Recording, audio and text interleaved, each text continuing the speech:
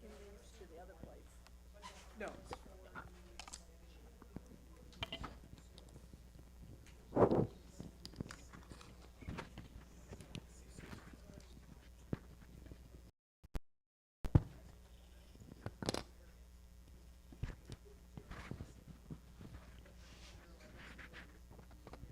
Is this glazed? Okay, cause.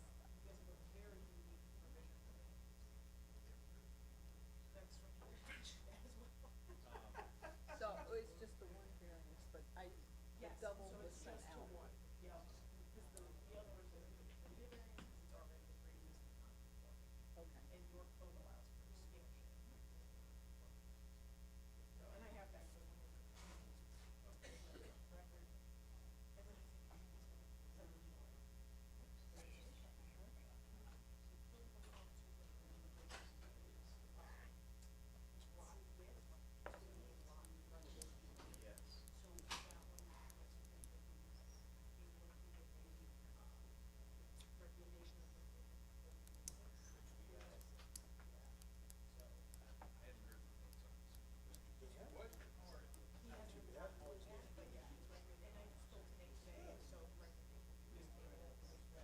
Where's dinner? Sirloin on the grill. There you go. Wow. Did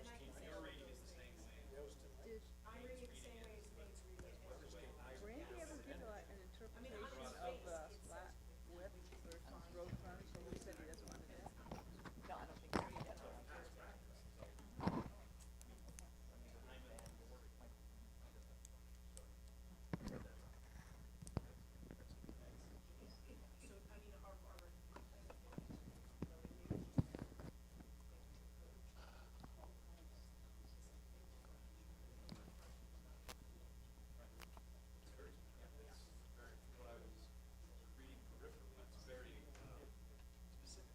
And distinct between the two. Yes, they are two, and they're specifically uniquely defined. Which do you want? They're uniquely defined as well, so. Actually, it's not. It's really not. Those are for the town board. They can If they decide actually which way to want go. to road frontage, they must.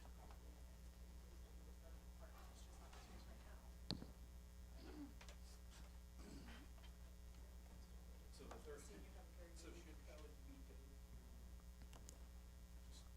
continue on with the, mix that?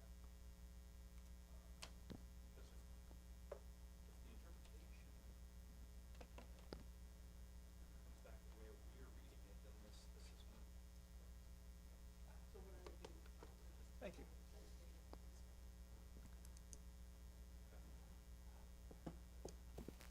Is it gonna turn on here?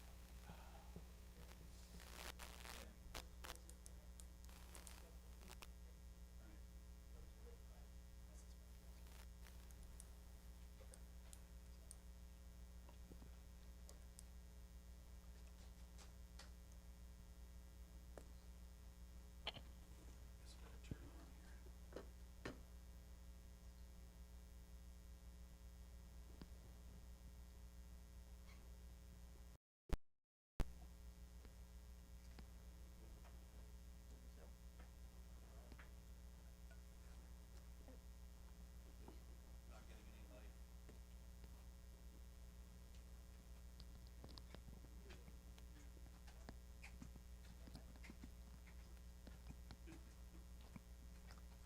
Happy Tuesday.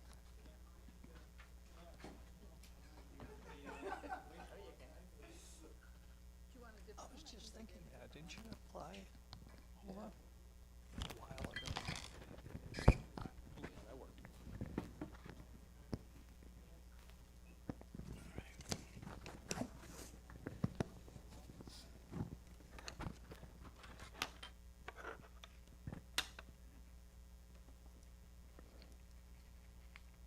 Once Scott has returned. Yeah, it's just.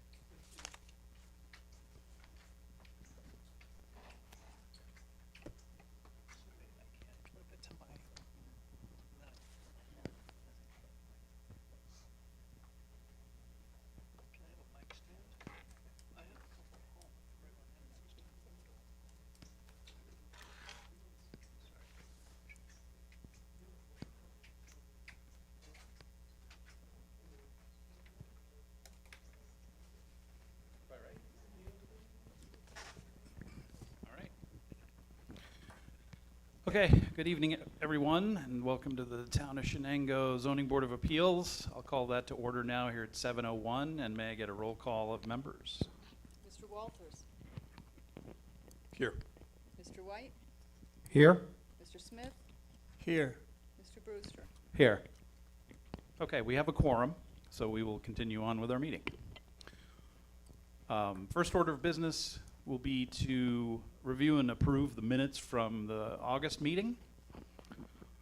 I'll make the motion at this time to approve those minutes. And if I get a second, we can have discussion. Second, Mr. Chairman. Okay, thank you. Any discussion on these? Corrections, changes? I'm all good. Okay. Hearing that, let's take it to a vote. Mr. Walters, Aye. Mr. White, Aye. Mr. Smith, Aye. Mr. Brewster. Aye. Okay, minutes from August are passed. On the agenda tonight, we have no new business to attend to, so we have 3 public hearings to go through where we'll review the applications. What I'm going to have to ask, since we are prime time, and you can see us all monkeying around with microphones up here, that when it comes time for the applicants to address the board with some of the 5 factors I have to take everybody through, you'll have to grab that microphone there and speak in, so it's our recording device, and otherwise you can't be heard. The July 22nd minutes have to be approved. Is that on there? Yes.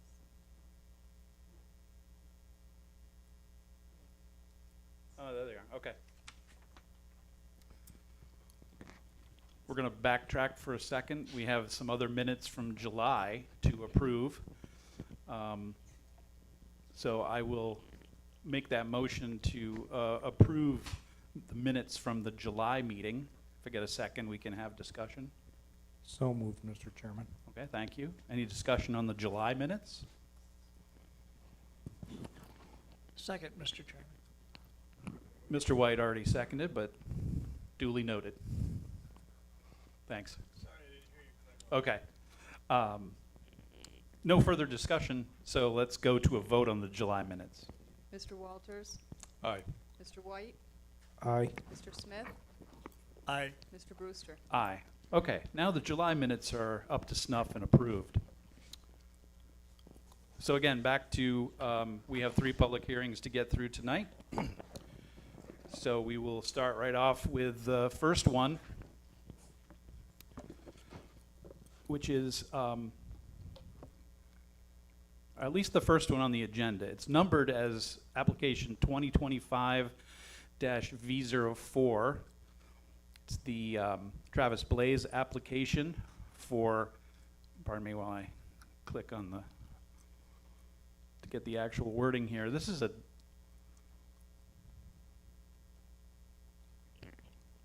double area variance for both an accessory structure, a detached garage to be placed in front of the principal use, and also for an accessory structure, a detached garage exceeding the maximum height in a residential zone. And that residential zone area is 737 River Road. Mr. Blaze, are you here tonight? Okay. So I'm going to take you through 5 factors for the record. And again, you need to get that microphone up here if somebody can. You can either come up or.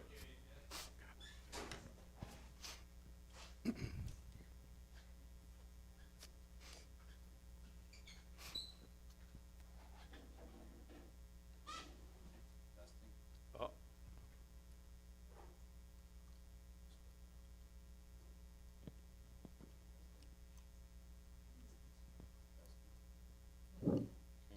Hello.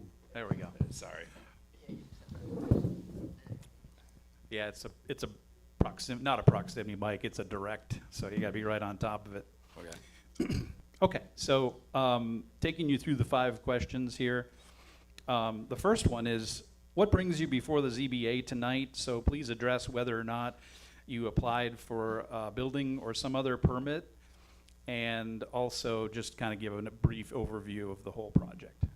Yeah, I originally applied for a permit to build a, put a little mini Amish barn in or whatever. and quickly learned through the process that I needed these variances to, it's like a pre-built two-story Amish shed you might see anywhere locally, even here on Front Street. And that was it, right? Alrighty. So for question number 2, as part of the project development, if you will, what part of the project might produce an undesirable change in the character of the neighborhood or be a detriment to nearby properties, in your opinion? I couldn't really rack my brain as to how I'd be. It did a little bit, I don't know. Try, are we back? Okay. And there used to be, I think the battery's dead, so I'll just try to speak up. There was an old, like, falling in, rotted out structure there, so we tore that down and are replacing it with a smaller footprint building. And, I just learned that I was 2 feet higher, so that, you know, the building itself is, you know, I think that was kind of the main concern. Also, it is a landlocked property in the back, so when it said, hey, it's placed in front, it's nothing that would, it's not a shed in front of my house on River Road. So I get it, there's a variance there, but as far as that goes, my house is adjacent to that even further back, and there's a lovely one I built there as well, doing this process. So, you know, I think in 2009. So. Okay. So you're. It doesn't have a second floor, the first one, but, you know, Okay. it is in front of mine. And this one is a house that's kind of like a little in-law place in front of my place over there behind, right by the school.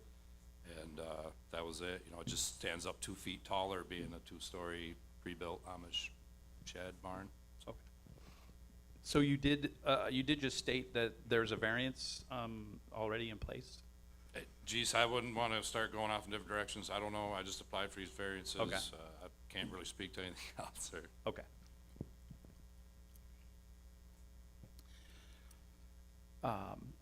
Board members, do you have any questions for from either of you or on this first question? No, I'm good. I'm good. Okay. No questions on that, so we'll move on to our next question. And is there any other way you could accomplish this project that does not require a variance? Like movement to another part of the property, kind of describe how that you feel this is the only way that it can be accomplished. again, the only thing really that is the extra is the 2 feet, because the barn couldn't go anywhere else, you know, theoretically, with the lot of land that it's going with. So I don't know. I mean, a 2-story barn's a 2-story barn, right? Okay, that's fine. Not a lot you can kind of do with that. Right, okay, understood. Members, any questions specific to that? One question that I do have is, the new barn gonna be in the similar area that the old one was that you knocked down? You know, almost precisely, but it'll be a little smaller. So the one that was there for years, dating back to, I think, when the property would have been built, was a lot bigger footprint-wise, but again, nothing that it just needed to be torn down. So kind of So- smaller in some ways, you know. Okay, so in other words, it's still in that same footprint area that was before, so Yep. really, all you're doing is actually upgrading and upgrading your building, and it's gonna still have that same appearance as the old one was, if the old one was there. Both properties were bought almost 20 years ago, and I've spent my entire adult life raising 4 kids there and trying to make this better and look better. And that's exactly what this project is. It'll be white and black to match the current house behind it. And eventually the whole property will be all blended, so it looks, that's my goal. Okay. So anybody else on that one? We're good? Okay. Next question is, do you feel as though your application for relief is a big change from what the existing zoning allows, and why or why not? I guess I'm honestly in front of you folks to get that through, because I felt like the 2 feet extra past the law of the height didn't seem like you know, I'm not putting up a skyscraper or anything, so I think it all sounded pretty reasonable to me. Okay. Questions on that one? Nope. All right. So, next question is, will your project have an adverse effect or impact on the physical or environmental conditions in the neighborhood? What kind of land-based, air-based, water-based, or habitat-based impacts do you anticipate? Basically, are you going to be, by putting this shed up and requesting this relief, are you going to be tearing apart the land and the environment for the neighborhood? I don't think in any way. Again, there was a larger, older, decrepit building there, and replacing with a bright, shiny new one that I don't think will affect any environmental aspects. Okay. And it's pretty straightforward. Okay, thank you. And lastly, in your opinion, is the difficulty encountered by your request for relief, is it self-created? In other words, did you know the zoning laws were the way they are, and then do you feel as though you self-created this issue? Just was a natural process, you know. I thought this was an attractive improvement to the property and applied, and that's when I learned of it being 2 feet taller. So obviously I don't want to go through with the purchase of the shed if it's not going to be approved. So it was just kind of an organic situation. Okay. Members, any questions on those last 2 points? I'm good. I'm good. Okay. Well, that's all I have for you for now, unless we have further questions, so thanks. I'll open it up to, since this is a public hearing, we'll open up. Is there anyone here that wishes to speak for or against this application? Can take the microphone at this time. Seeing none? All right, you can go back to your seat there. Thank you. Thank you.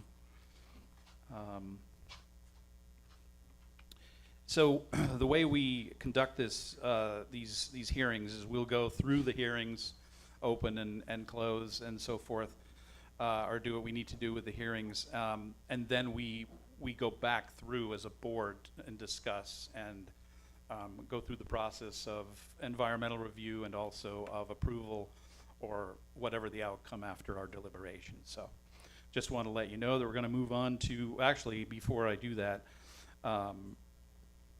members, do we have anything else, or would it be all right if I close this public hearing?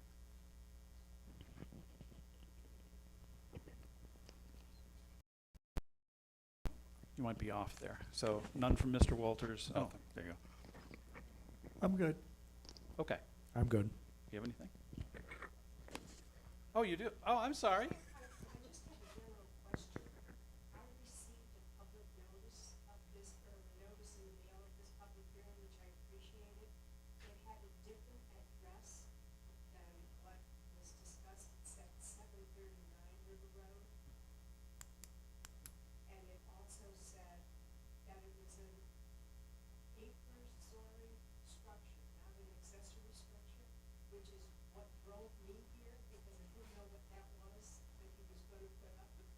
Oh, okay. So just for your information, what went out had a different address and had a word that wasn't even in the English dictionary, so. Valid point to come in. So I read it right off the application, and I guess we'll just ask the applicant, for which? It's supposed to be accessory. Yep.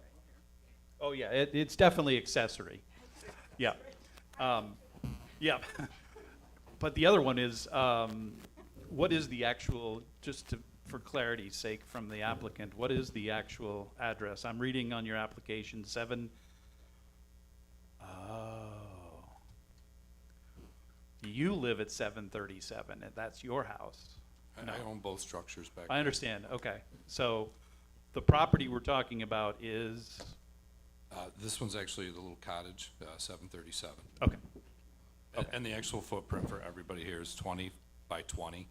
And it's going to be it's crazy, but 1911 by 1911, I think, for the way they Okay. told me. But it's definitely not an acre. okay. Right, thanks for your patience on that one. And you also own the place behind it, which is 739. Yep, yeah, we've owned both places since 2006, I think, when we moved in. Okay. So, yeah. It's a little, they're kind of together back there. landlocked. They, you they've know. been together for a long time. Yeah, yep, I was lucky to get it all packaged up in '06, and I've loved living here and raising a family, so. Okay.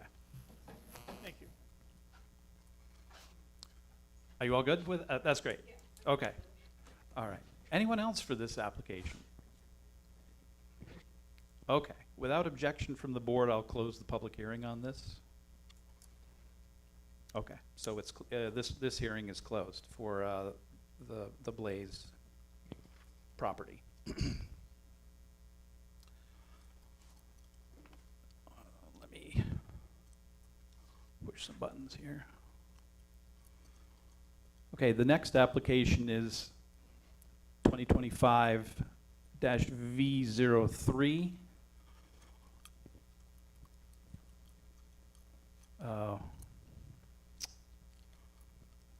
I made a mistake. I have to read the correspondence into the record. So I guess we need to reopen that public hearing, so I can read that into the record. So I'll reopen the public hearing. Any objections to that? No? Okay. So yeah, we get reports from various agencies, so I apologize for being a little scatterbrained on that. But so the application has to go through a county review called 239, which was reviewed. First order of business is the Department of Public Works engineering review. And they state the applicant should be aware that the parcel is in a municipal separate storm sewer systems permit area, and as such should adhere strictly to erosion and sedimentation control guidelines set forth by New York State Department of Environmental Conservation and the provided erosion and sedimentation control plan. These measures should remain in place and be maintained until the work is complete and or final stabilization of the disturbed soil achieved, whichever applies to the implemented measure. Pollutant discharges from construction activities should be minimized to the greatest extent possible. Illicit discharges are strictly forbidden per Broome County Local Law PERM 5 of 2020 and are defined in section 306-2.15 as any direct or indirect regulated non-stormwater discharge to the county-owned MS4. Discharges defined in that section as any addition or introduction of any pollutant, stormwater, or into the municipal separate storm sewer system or into waters of the United States. During construction, nothing may be placed within the county right-of-way unless explicitly approved and permitted by Broome County Highways, including but not limited to the parking of vehicles, parking of equipment, storage of materials, and or any other project-related item. There are no other apparent impacts to Broome County. Therefore, Broome County DPW has no additional comments. Okay. We received a report from our town drainage coordinator, if it comes up. Got it. And that comes as an approval.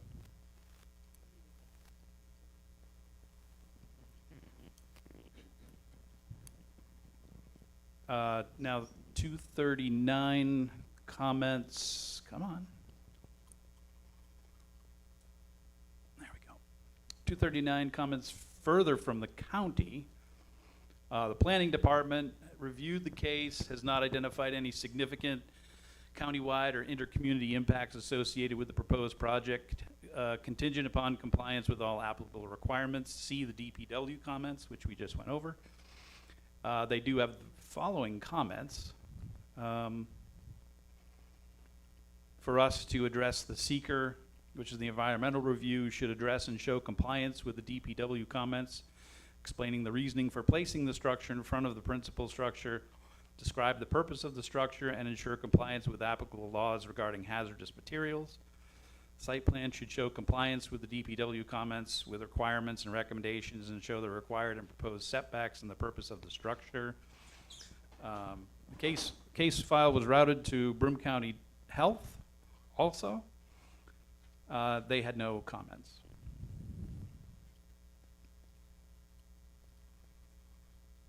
And lastly,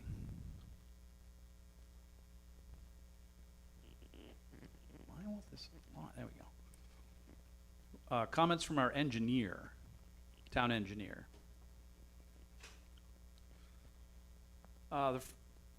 He discusses the front setback for the principal use is 30 feet. However, this parcel is landlocked with a 15-foot right-of-way that extends to River Road. And he says he defers to legal counsel relative to this condition. The garage is proposed in front of the principal structure with what appears to be 8-foot setback to the adjacent parcel. Building area is 400 square foot and 2 floors equals 800 square feet, which complies with the 1,500 foot code max. Architectural drawings were received. Seeker deferred to legal counsel review. Engineering notes that 12B Part 1 should be a yes for archaeosensitive. A similar condition exists on the parcel to the south, 737 River Road, which has a detached garage ahead of the principal structure. However, this parcel does have actual road frontage.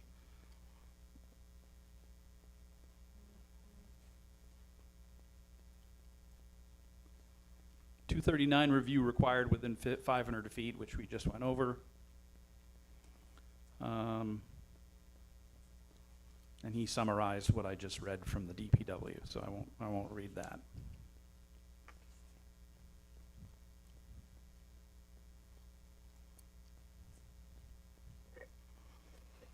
We do not have a review or an advisory from the planning board as their meeting was canceled. So I don't have that to read in the record, and that we have no letters for or against. So now I'll go back and reclose this public hearing if my board is satisfied with that. Okay. Now we're on track.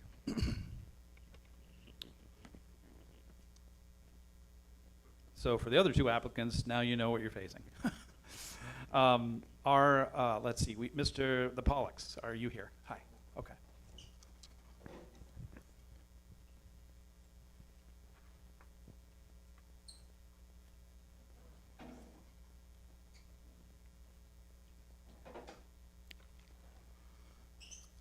Well, hi, welcome.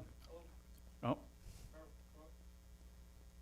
It might have timed out. It might be okay, but.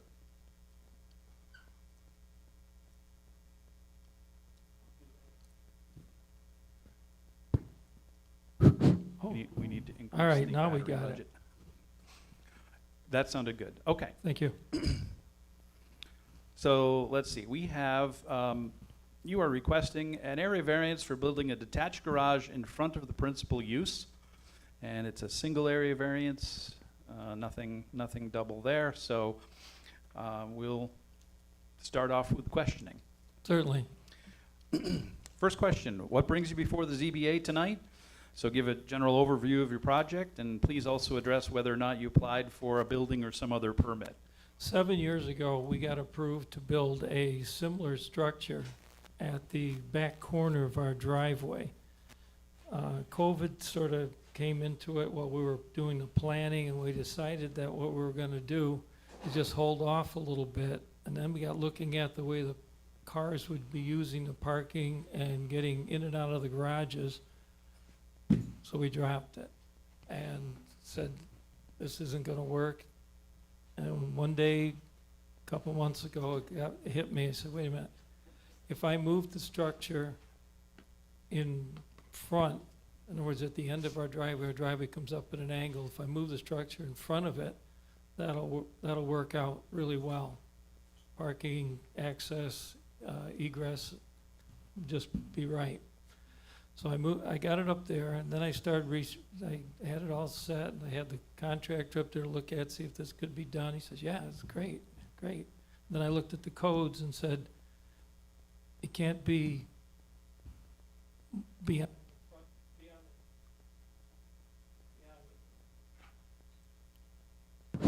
There we go. You can't be beyond Let's try this one. Oh.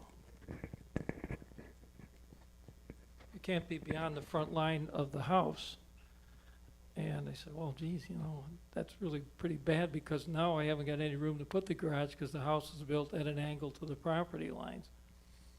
So I got looking at it and I said, well, let's see if I can make the garage a little bit smaller, move the garage back as far as I could and still get a decent garage in there. And I came up that as far as I could get back, still maintain that 6-foot setback that was agreed to back in 2018. The only way I could do it was to bring the garage so that it still was 10 feet ahead of the 10'4" ahead of the front line of the house and still maintain that 6-foot side setback. So that's kind of where we are in this one.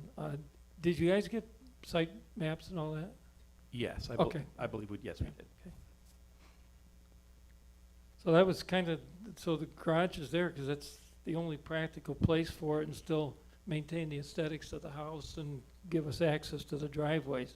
We looked at other locations. I've been looking at other, I said, move it in the back, but then I lose the, you know, the view and our south view would be gone from the deck and I didn't want that. So we've had some discussions in the family, let's just say it that way. So that's where we're at. Okay. Any questions, members, for just that opening? Okay. We'll move on to the next. And you went pretty far with your comments there, so if there's anything that we cover again, you can just say, That's fine. I already said that. That's fine. What part of your project might produce an undesirable change in the character of the neighborhood or be a detriment to nearby properties by putting up a garage? Well, we're gonna match the existing house and the existing garage. So they're gonna look, my goal is to have them look like they were built really at the same time, so I don't think the aesthetics is gonna be an issue. I did talk to the neighbors that were on the street. We're on kind of a quiet street up there. But I did talk to the neighbors and they all gave me a letter of that they didn't have any objections to the property. I think it'll be, I think it'll be attractive when we get it finished. It's gonna be nice. Okay. Members, question? Seeing nothing, we'll go to the next one. Is there any other way you could accomplish your project that will not require a variance, movement to another part of the property and so forth? I've gone all over that property. I've come up with every way. You wouldn't believe the number of site plans I've worked with and trying to this is it. And it's only 22 foot deep. Everybody says, oh, you built 24 deep. I can't do it. This is the only way I can come up with it and still make it work out. Mm-hmm. And off the backside there of the driveway there, was there what's the problem with? Well, the back side of the driveway, what ends up happening is that the land slopes down. And what ends up happening is if I put it on the far side of the driveway, as you come in, turn around, and then drive straight into the garage, what would end up happening is that I end up with about a 6-foot wall, plus the underneath would be almost 10 feet of concrete. It'd just be really prohibitive, plus filling and everything else. Plus I lose the south exposure and the south view, so I don't want it there. Okay. Questions? Nothing?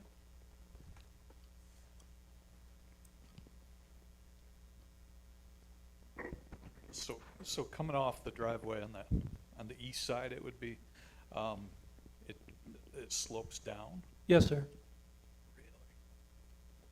Yeah, it would drop about, it got complicated because if we put the garage right up even with the pavement, then we have the same problem with access, moving cars in and out. If anybody parks or trying to get, if anybody parks, there's nothing left.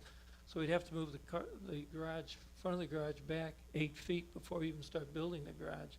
So at that point there, we'd be down about eight feet below the edge of the driveway by the time we got to the back side of the garage, between 6 and 8. So it just didn't work out with parking, access, and construction cost.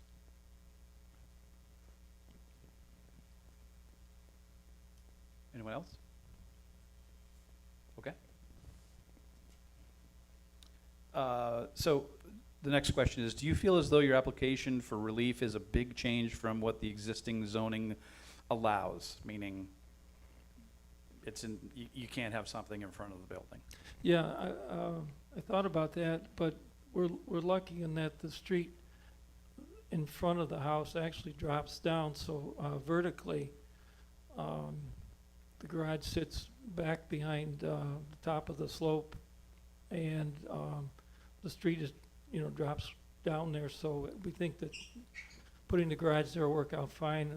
We can vegetative, landscape it a little bit, but it really is, I don't really think it's gonna make too much of a difference there. Like I say, the neighbor's style is a good idea, so. Questions on that one, folks? Okay. Next question is, will your project have an adverse effect or impact on the physical or environmental conditions in the neighborhood? Are you going to be disrupting any air, water, habitats, or the land? Basically, are you going to be tearing the place up significantly to build your garage? No, it's gonna be pretty straightforward.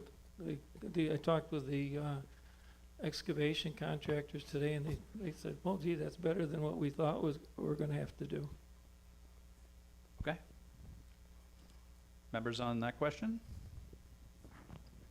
All good. I'm good. Dan? Okay. And lastly, do you feel the difficulty encountered by your request is self-created? And again, by that, it seems like you indicated that you reviewed the codes and everything, so you knew the codes were in place. Oh, yeah. Okay. No, it wasn't self-created. I mean, you could say that self-created in the sense that I want another garage. I suppose you could say that, but other than that, I think there's I don't think there's any other way of doing it, and still kind of keeping in mind, what the codes and stuff are. Mm-hmm. We covered that question. It's generally a board. It's a board-focused question, but I cover it with the applicants That's anyway, fine. just to get your opinion. Okay, that brings us to the end of the five-factor questions. Anything from the board? Any last-minute questions for the applicant? Well, I call up the correspondence. I guess I'm just not clear on the south side of the driveway. I drove past it a few weeks ago and looked at it. It looked like the land sloped down as well, coming off the driveway. No, the south side of the driveway is almost level.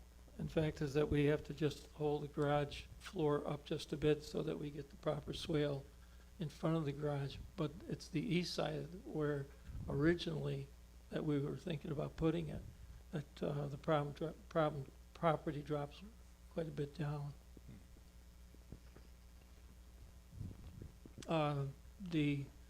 Just to get the orientation right, the street runs just about north-south. Right. So the east would be the back side of our driveway parking area. Right. Yeah. So the street does go down. Yeah, I think it's about, So does the property begin to slope down at the end of your property line? Is no, that- not on the east side. The east side is level. In fact, is I have to take it down just a little bit to get the site prep for putting the garage in. But the south side is where it drops down. So there's, if you drove up the driveway Right. and turned into the parking area, you'd be kind of looking down slope.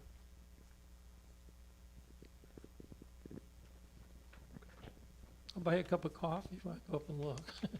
No, I went through this, and it's like, I talked to the one guy, and it's just that if we build it, it says, you gotta build the back wall up.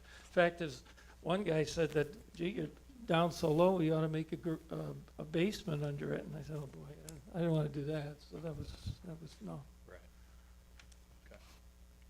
I want to go real quick back to the variance that was approved for you back in 2018, and that seemed to, we were actually given the plans for that, and that seemed to have put it behind the frontage there. I think you touched on it. If you could just refresh my memory personally of why you've decided the need for moving it forward again. The problem is that if we put the garage there and we have any kind of guest parking, it totally blocks the access for in and out of the garage. So the location that we were approved for back in 2018 took about 8 feet off the corner of that driveway in order to meet the setback requirements. We gotta look at it, so by the time you get 8 foot, we'll be backing out of the garage either into the structure, or if there's anybody else there. It just didn't work. I just put it, the family discussion didn't come out good. So everything was put on hold at that point, because it just didn't work. It was gonna be put diagonally at that corner of the parking area. But it was, like I say, it would take about 8 feet diagonally off that driveway, and it really wouldn't have been good for trying to get into that, especially that second bay, but the first bay would still be in the way, so that didn't happen. Okay. All right, thanks. Anything else? Okay, I'll get into the correspondence here. First one up is from the town engineer. And he states, setbacks should be shown on the sketch with survey. Let me preface this. A lot of this, the way he phrases things is meant for planning, and we of course consider it to some degree. So just wanted to qualify that. Setbacks should be shown on the sketch with survey. Front setback for the principal use is 50 feet in an agricultural zone. So he questions, what is the front setback proposed, and does it require a variance as well? It appears to be less than 50 foot required for the principal. Is there no other option to achieve the code requirement on the parcel, such as placing it behind the existing parking area, which we addressed in the 5 factors? And then he states the 2018 review for the side setback recommended relocating the structure behind the principal use. However, that was an approved variance. That was my edit. Building area appears to be single-story, 20 by 22 for 440 square feet, which complies with the 1,500 foot limit. He states that no architectural drawings were received, but we have a plan. What is the proposed building height? The reminder is 25 foot max, and is the height in this district. I'll just ask you. We think it'd be just about 15 feet, the top of plenty the room. peak. Okay. 239 review is not required. New York State Agricultural District within 500 feet, nothing required. Seeker deferment to legal counsel for review. Engineering notes, part 1 description should reference that the application is for the 2 area variances. There's only one here. Part 1, number 2 answered yes, fill out Y, building permit, okay. Should the boards approve, okay, the building department would require a permit as we know. Just one thing, in the packet, there should have been a copy of Yeah. oh, you did get it, okay, that did show the property lines. Yep.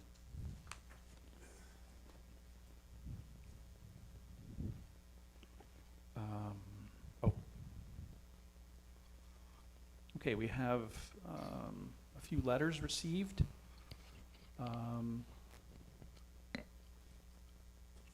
Was this our form, or did you create this form? I figured I just wrote up something. Oh, gotcha. Okay, so we have one form letter for the purpose of 32 Skyview Lane. Oh, wait. Yeah, that's your address, 32 Skyview Lane. Yes. There were 2 options on the letter. I reviewed the proposal for the construction of a new accessory building, a garage at 32 Skyview Lane, Binghamton, and have no objection to the construction. The other was, of course, an objection, and this was signed by, in favor of, so no objection, by Elaine Thomas at 48 Skyview Lane on August 26, 25.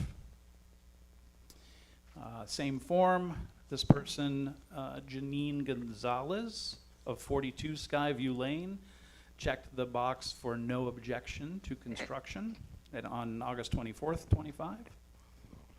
And this third letter, also for no objection, from Stephen Todd at 4 Skyview Lane, August 24th, 2025. And the hard copies will be in the file.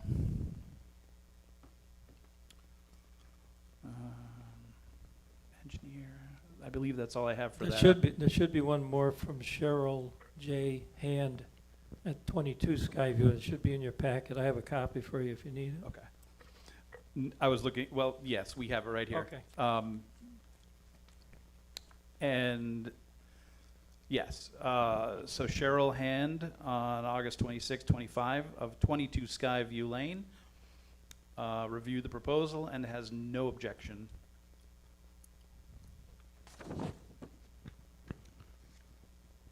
Anything else? Okay. Is there anybody here in the audience who would like to speak for or against this application? You may come to the microphone. Okay, seeing none, we'll press on. I believe this time I can close the public hearing. I think so. Okay. Properly. All right. So without objection from the board, I'll close this public hearing for the 2025 V03 application. Could I ask a question? Will there be a determination, tonight there'll be a determination? We will discuss it. Yeah, okay, Yeah, so yeah. we'll move on to that next phase after we conclude all the That's- public hearings. It's fine, thank you. Hard to predict the full answer to your question, but That's why you're here. all right. McGowan's.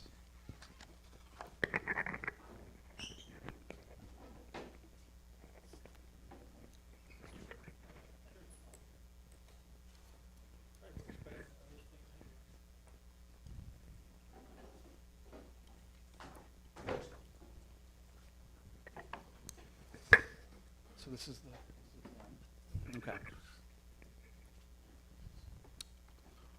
So, this application is for an area variance to create a buildable lot with less than required road frontage from 240 feet to 120 feet, 28 feet, sorry, in an agricultural zone. And we will do a short environmental review. The location is at 1446 River Road, correct? Correct. Okay. All right, Mr. McGowan, we have a little bit of an issue here. It's potentially good and potentially bad at the same time.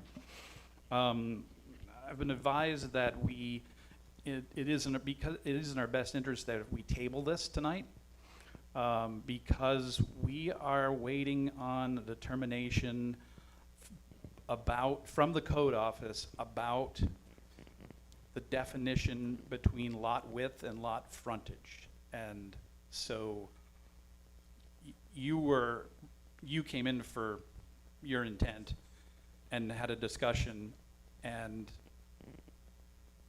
the discussion was about road frontage width or lack of road frontage. Correct. So they're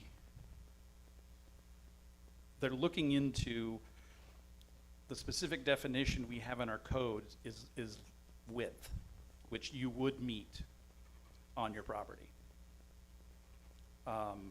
Because by measuring your property's width after you go back from the entrance part would meet the required 240 feet. So that would mean we wouldn't need a variance? if that turns out to be the determination, yes, Okay. this would be a moot application. So my only issue is I live in North Carolina and I'm in New York for the month of September. So if there's another public hearing, would mean I'd have to fly back here. I hear what you're saying. Okay.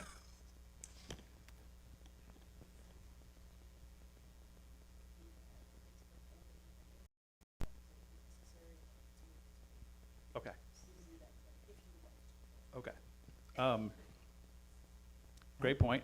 Hang on. Sure. Board members, so we can conduct the public hearing tonight, get all the information from the applicant, anybody else who's here to speak, hold it open, and then get our answer when we get our answer. That way, you wouldn't have to, and then we would close it and conduct our business and let you know.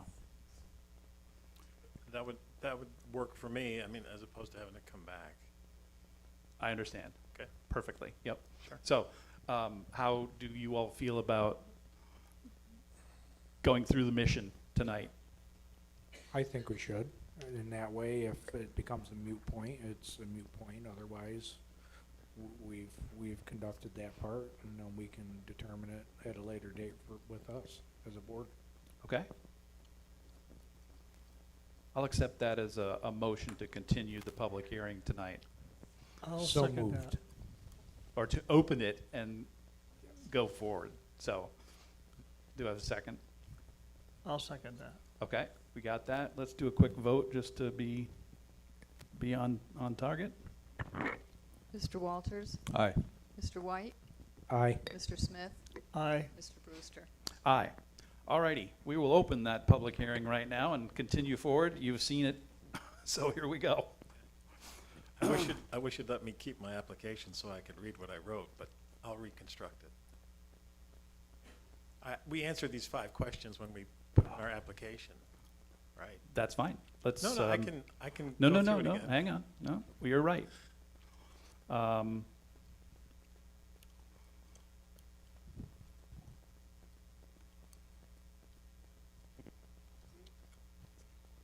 All right, so I'll just, right now, I'll hit you with the first one. Sure. What brings you here tonight? Please address whether you applied for some sort of permit, like a building permit, and what the status of that was and why you're here. We have not applied for a building permit. I'd like to just, a brief history. My father purchased this property back in the 70s with the idea that he was going to make a development on the hill behind it. This property abuts an additional 130 acres that we kind of treat as one parcel, but technically it's 2. So it's currently owned by 4 people. We inherited it when my parents died.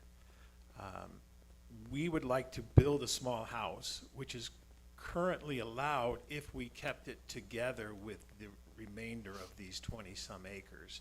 We meet frontage, which apparently now doesn't matter, but. We're not there yet, but go Right, ahead. right, but we could put the house on that little portion anyway, as long as we kept it contiguous with the remainder. It just makes it difficult, as I'm getting a little older, for estate planning, because, we pass some to my children. It's also owned by my brother and my sister's children, since my sister has passed. So, the plan was to try to build a small house on this piece.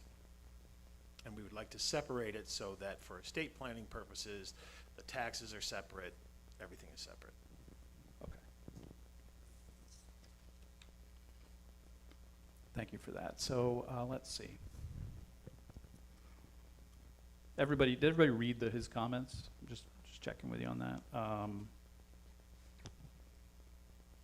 Do you see, I'll have you answer briefly. Do you see how in any way this would be an undesirable change to the character of the neighborhood or detriment to other properties? No, it would be exactly fitting in with the neighborhood.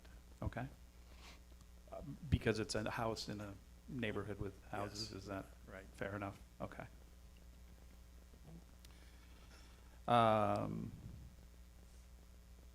Is there any other way you could accomplish this without a variance? Well, as I said in the first Yeah. thing, if I kept it contiguous, but Mhm. then we'd have to, just for estate purposes, when the taxes come in, like I just got a text today, we split them in 3, we send it out, okay, you owe your third, your third, your third. Mhm. If we put a house on it, now we have to figure out what did that increase the taxes by? How do we do all of that, so. So it's correct to assume the way you drew it, you're shaving off that two, Yes, we'd like to 2 shave plus off that, acres. the Okay. 2 acres. okay, gotcha. Questions on that? I do have one question. Is this gonna be a house for like you as family members when you come up north to Yes. stay? So you're keeping it within the family? Yes. Yeah, Okay. yeah. I still have 2 daughters and 4 grandchildren. I just came from field hockey and soccer today.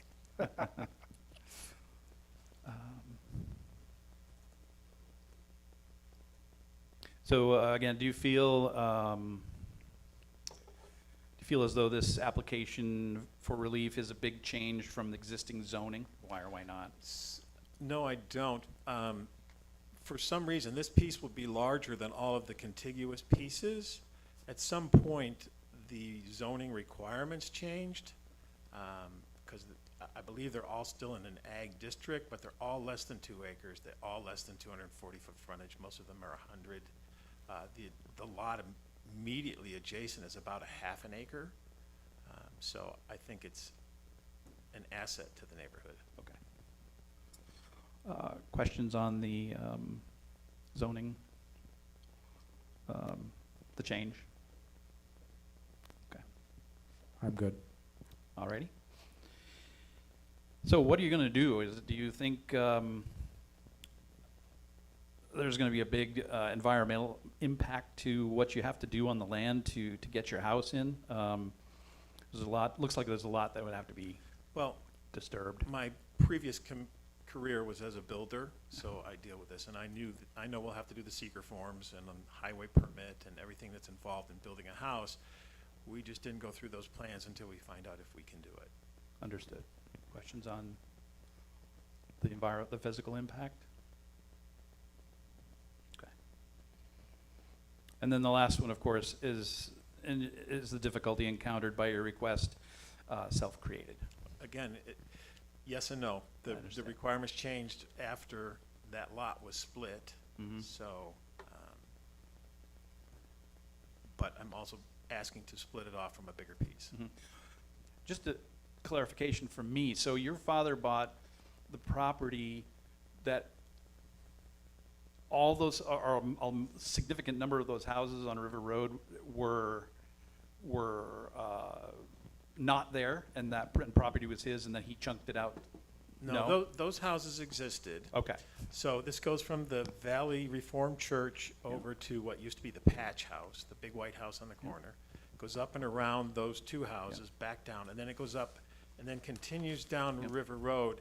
There are 4 houses at the end, when you go up the hump, those all complied. Those were split off in 2000, I believe. And those have 2 acres and 240-foot frontage. understood. Okay. Board, questions? Okay.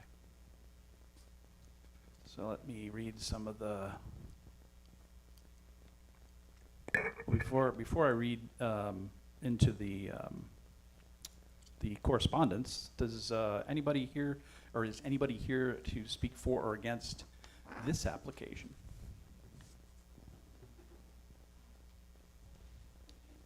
Okay, seeing none, I will carry on into the, I do see a wave. See, every time I looked at I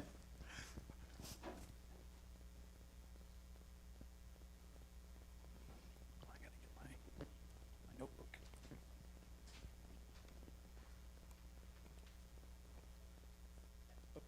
The mic's right there. I'm not very good at this. Hold it like that. Okay. Yeah. I just talk into the, oh, wow. I live on 1445 River Road, right directly across from the lot. Right, directly across the street from the lot they're talking about. And, I'm sorry to say that my 2 neighbors aren't here, the one that's next to their lot and the other neighbor that's next to me, across from their lot.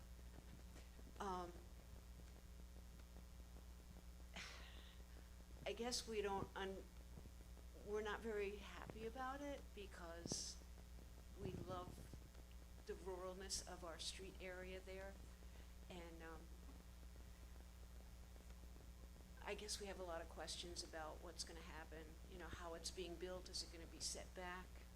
Cause I know he owns a lot of land behind that, or is it gonna be right up front, you know? But, I don't know what else to say. I wish they were here to speak for me, I'm not good at this, but, yeah, it would make quite a difference in our area. So, I'm not good at saying, I'm not good at speaking out, but, I don't know if his house is gonna be built farther back or what.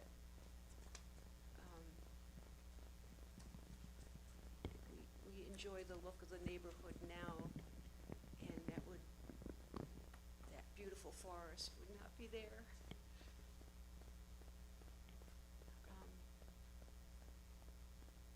I'm not sure what else I can say.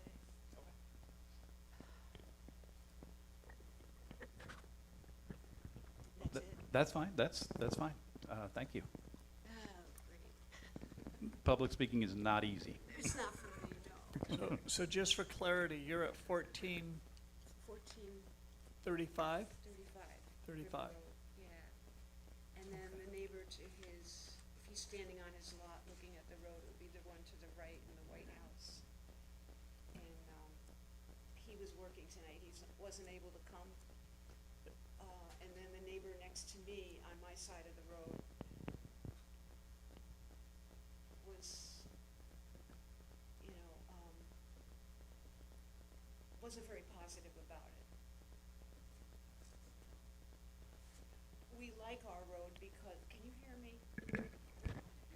We like our road because it's more rural. If you go to the next street by the school, it's very suburban, the houses are close together, and we really, I guess we value that. And we don't know what kind of change this is gonna make and where the house is gonna sit and, you know, 'cause we like our space on that road. Okay. Does that make sense?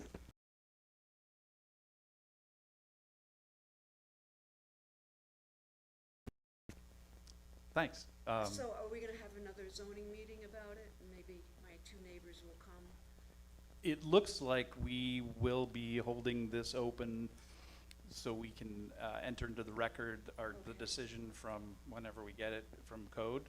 Yeah, I believe that's the direction we kind of have to go in, so we won't be probably discussing it in its entirety tonight, the application, so. well, that's good, so hopefully my two neighbors can come, and then you'll have more information. It would still be open, so yes, they could speak then. Okay. Thanks.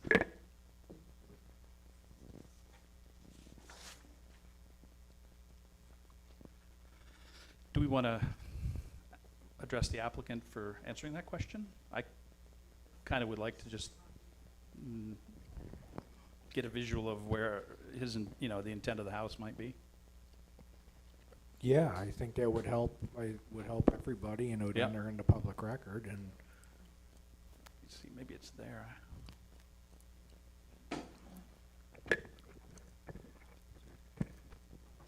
So yeah, just address where The house would be within the setbacks of the town code.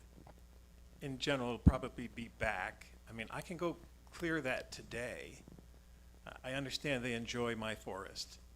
However, it's our lot, so their houses are much closer across the street, much closer together than this house. The house, as I mentioned, the house adjacent is 25 feet from the road and less than a half an acre. But yes, we will be planning on putting the house up on the top. Yeah, it's pretty steep right there in the first. That's right. Yeah, there's a spot that's back, I don't know, 100 feet or so. Mhm. Most of the houses on that side, if you drove through the neighborhood, are up on the top. Understood.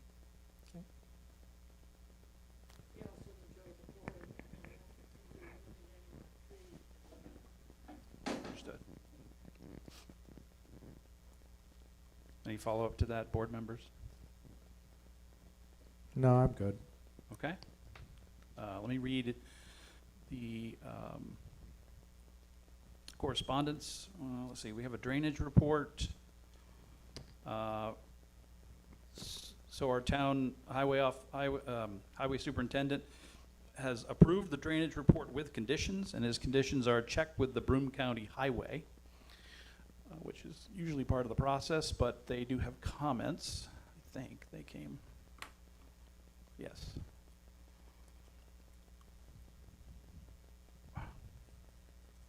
Okay. So this was forwarded under the 239 review to the Broome County DPW.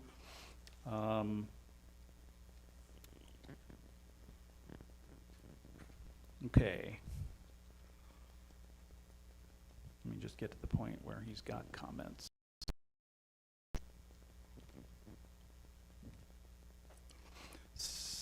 So they mentioned only a site and utilities plan not provided with this particular application. The project requires a permit from Broome County Highway Department for the proposed driveway opening at River Road, County Road 96. The design and construction of any new driveway shall be compliant with New York State Department of Transportation Highway Design Standards.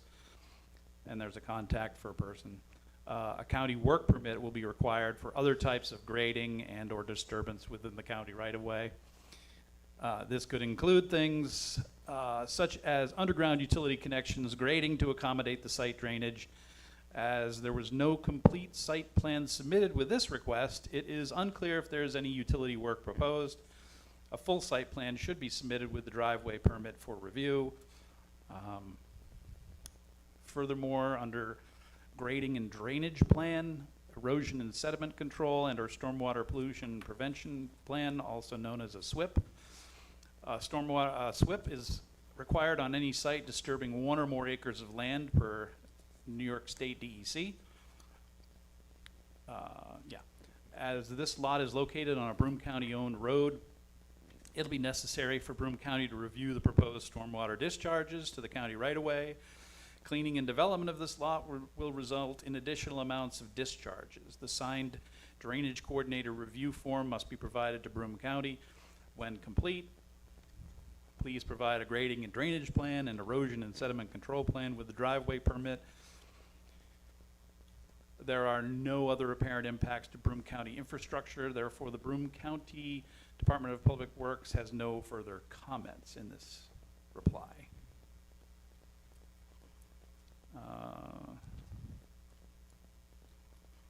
And from our engineer,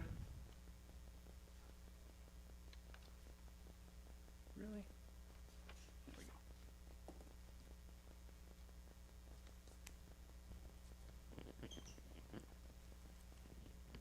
Engineer states this lot meets the 2-acre minimum. No structures on the area. The lot does appear to be dimensioned adequately to provide for a home with required setbacks. A site plan would be beneficial to accompany the request.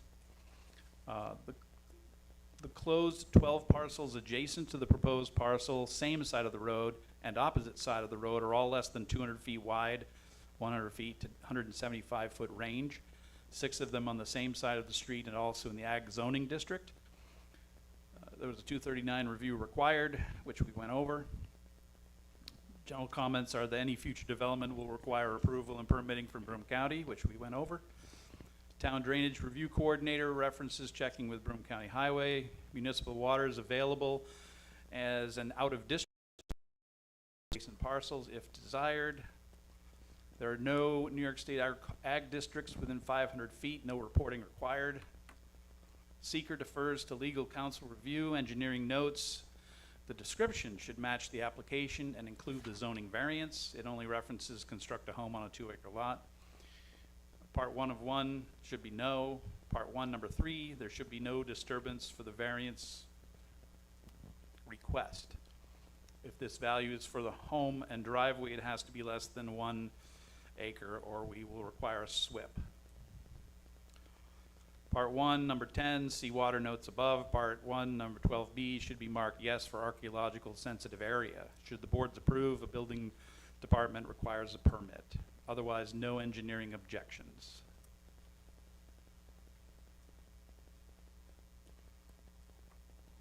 All right, hearing that, we've come to the point where it looks like we have to pause for now. So I guess at this time, I'll look for a motion to, table, hold open?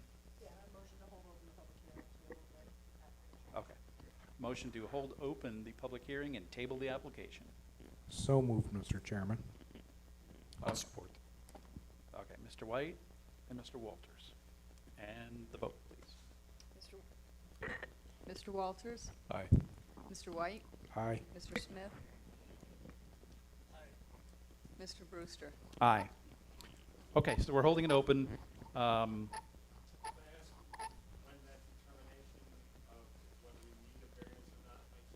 You can ask.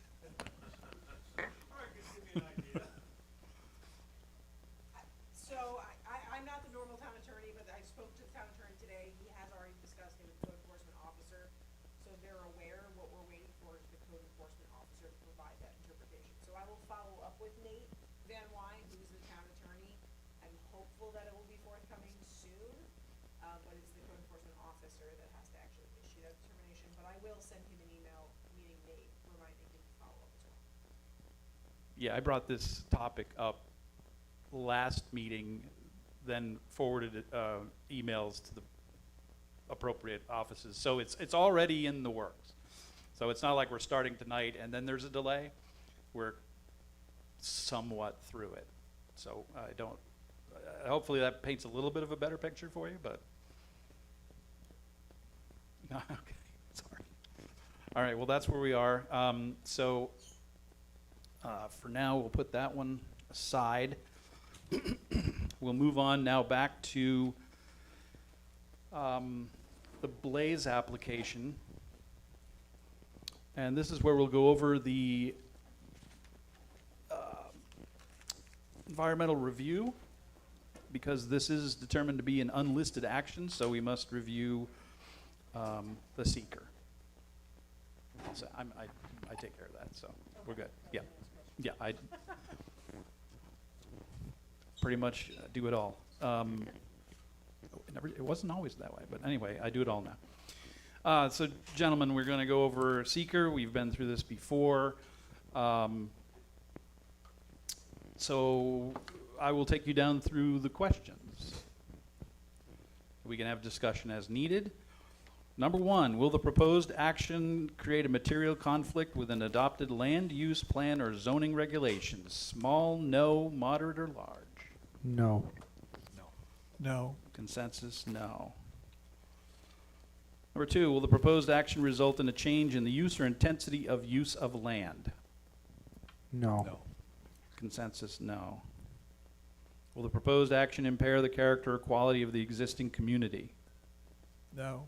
No. Consensus, no. Will the proposed action have an impact on the environmental characteristics that cause the establishment of the environmental area? No. No. Okay. Consensus, no. Will the proposed action result in an adverse change in the existing level of traffic or affect existing infrastructure for mass transit, biking, or walking? No. Consensus, no. Will the proposed action cause an increase in the use of energy and it fails to incorporate reasonably available energy conservation or renewable energy opportunities? No. No. No. Will the proposed action impact existing public-private water supplies, Nope. private water or wastewater treatment facilities? No. Consensus, no on both. Will the proposed action impair the character or quality of important historic, archaeological, architectural, or aesthetic resources? No. No. Will the proposed action result in an adverse change to natural resources, wetlands, groundwater, air quality, flora, fauna? No. No. Consensus, no. Will the proposed action result in an increase in the potential for erosion, flooding, or drainage problems? No. No. No. Will the proposed action create a hazard to environmental resources or human health? No. No. No. All right. Being that you have determined the environmental assessment to be small or no, it would then, moving on to part 3, the determination of significance, appear to make sense that this would be a negative declaration regarding seeker.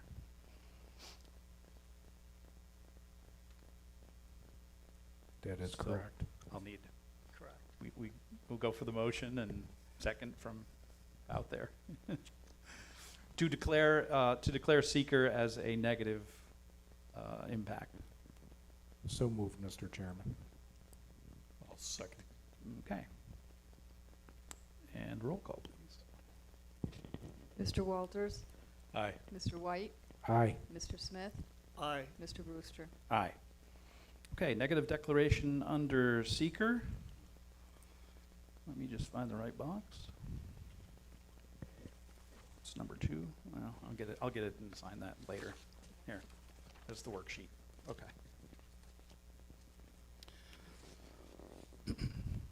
Okay, discussion time before we get into the actual application, unless there's nothing additional to discuss and you want to get into the 5 factors. Discuss any broad topics before we hit the 5 factors? For the most part, Mr. Chairman, he's just looking to kind of replace an old building with a new one. Little less of a footprint than what the original one was. I really don't see an issue with this. Right, I understand. I agree. 75 years of the old building and it's just replace it. Okay, Yeah, and looking at the area too, it seemed like it would be a good fit. okay. I think it's reasonable. Did you have any advice for us on this one? So, just a note from legal on this one. It's technically listed as a dual variance, but you really only need one for this one, specifically because of basically what you've been saying. So the prior garage was already in front of the building, so it was a prior non-conforming use. And Town of Shenango has a very unique provision of code, 73-10, that allows for the expansion and replacement of prior non-conforming uses. And as such, you don't actually technically need a variance for the fact that it's in front of the home because it's a prior non-conforming use that is simply being replaced or repaired or expanded. So 73-10 allows for that, so really the only variance that you actually have to make a decision on this evening is gonna be that height variance. Okay. Sure, so as a matter of course, should we just ask the applicant to withdraw that forward variance, or are we just saying it just disappears? It can just disappear, basically. Okay. It's rendered moot, essentially. Yep, okay. Yep. All right, so the variance for the provision to have a accessory use in front of the principal is moot, and we will go on to the factors of the height. You want to jump in on that? I'll take you through it. I'm ready. All righty. Be resolved by the Zoning Board of Appeals of the Town of Shenango, Broome County, that regarding the variance request to exceed the maximum height in a residential zone by 2 feet, 1, the requested variance will or will not produce an undesirable change in the character of the neighborhood. Will not. Will not. Consensus will not. The benefit sought by the applicant can or cannot be achieved by another method other than the grant of an area variance. Cannot. Cannot. Cannot, consensus. Do we find this variance to be substantial? No. Is not substantial, consensus. The requested variance would or would not have an adverse effect or impact on the physical or environmental conditions in the neighborhood or district. Will Will not. not. Will not. Would not. Hardship giving rise to the variance request is or is not self-created. It Is. It is. Any conditions on this? No. Okay, No. therefore, by the entire record of this proceeding, supporting the conclusion that the benefit to the applicant conferred by the granting of an area variance does or does not outweigh any potential detriment to the health, safety, and welfare of the neighborhood or community posed by such a grant. does This is the outweigh. one. It does outweigh. Agreed. Agree. Does outweigh. Yes. Okay. Be it further resolved that this resolution shall take effect immediately, and therefore, I'll seek a motion to adopt this resolution. So moved, Mr. Chairman. I'll second it, Mr. Chairman. Got that. And a vote, please. Mr. Walters? Aye. Mr. White? Aye. Mr. Smith? Aye. Mr. Brewster? Aye. Okay. Mr. Blaze, yes, you have the height variance. That's all you need. Yes, you'll get that from the ordinance office. Few days? Yep. Few days. Right, because you'll be required to have a building permit. I believe that's one of the, yeah, for the, yeah. Yes. So yes, you can come in now for your building permit and they won't, it'll move forward. Okay, thanks for coming in. All right, Mr. Pollock, we have to do the environmental review out on 32 Skyview. Everybody ready? All right, part 2, seeker review of application 2025-3. Number 1, will the proposed action create a material conflict with an adopted land use plan or zoning regulation? No. Consensus, no, or small. Will the proposed action result in a change in the use or intensity of the land? No. No. No. Will the proposed action impair the character or quality of the existing community? No. No. No. Consensus, no. Will the proposed action have an impact on the environmental characteristics that cause the establishment of a critical environmental area? No. No. No. Consensus, no. The proposed action result in an adverse change in the existing level of traffic or affect existing infrastructure for mass transit, biking, or walking? No. No. Nope. Will the proposed action cause an increase in the use of energy and it fails to incorporate reasonably available energy conservation or renewable energy opportunities? No. No. Will the proposed action impact existing public-private water supplies? Nope. Consensus, no. Public-private wastewater treatment utilities? Nope. No. Will the proposed action impair the character or quality of important historic, archaeological, architectural, or aesthetic resources? No. Will the proposed action result in an adverse change to natural resources? No. No. No. No. Consensus. Will the proposed action result in an increase in the potential for erosion, flooding, or drainage problems? No. No. No. No. Will the proposed action create a hazard to environmental resources or human health? No. No. No. Consensus, no.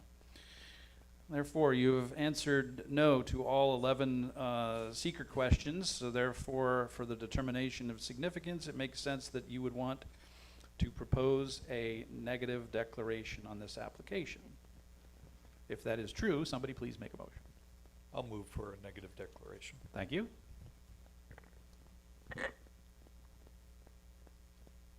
I'll second it, Mr. Chairman. Okay. So we have a motion made and seconded to have a negative declaration on this application with regard to seeker. Roll call, please.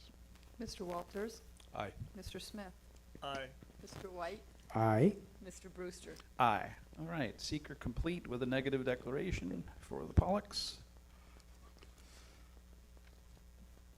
All right. Gentlemen, any general comments on what the testimony we heard tonight before we get into the variance? Single variance, yes.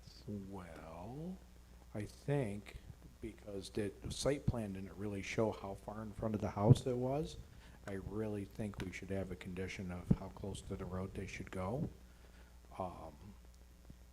Because the house itself is about 53 feet from the one corner, and so with that being said, you know, even the town engineer brought that up about about having another variance, because it's closer than the 50 feet that's required by our zoning. But on the same token, they're already asking for a variance to be in front of the primary structure, which is already at 53 feet, so I think that would be a moot point. But I think there should be a condition from the lot line, front lot line, that you can only go so close to that road. That's Okay. my thought. I'm looking to hear some opinions about that. And what did you say there was a measurement on that? There isn't a measurement. Correct. On the front of the building, front of the proposed accessory structure, and then the front of the house, there isn't how far ahead that accessory structure is gonna be in front of the house. There is no dimension. But there is a dimension of 53.6, I do believe, from the front corner of the house, the one front corner of the house to the road on the driveway side. Okay. And that's at 53 feet, and our zoning requires that it's gotta be 50 feet or more back.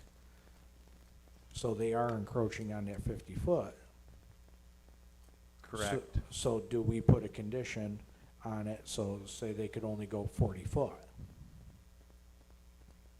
Okay, I hear what you're saying.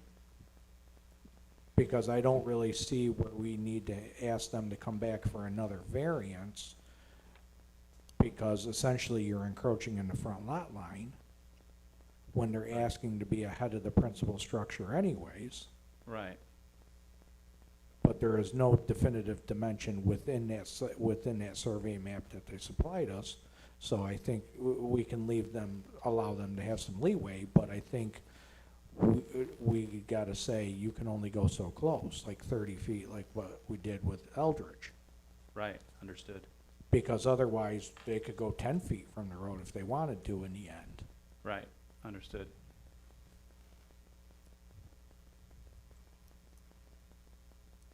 Yeah, I'm just. So they're. I mean, that's the property boundary. Yes. Sure.